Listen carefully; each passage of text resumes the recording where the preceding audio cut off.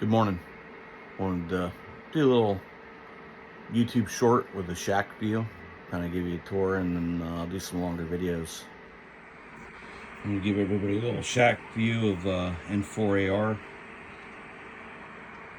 My amplifiers here, old rack mount, main stations.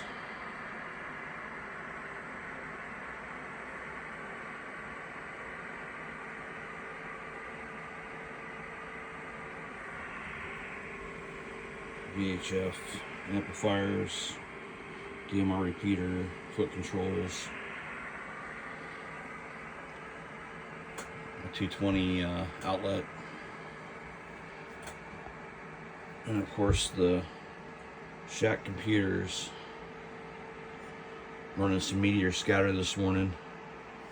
Of course, one of my 3D printers.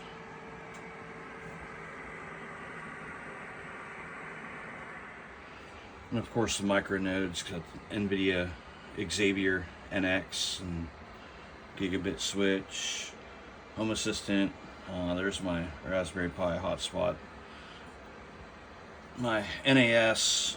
This is running an NVR with real-time AI analytics and my TP or my battery system.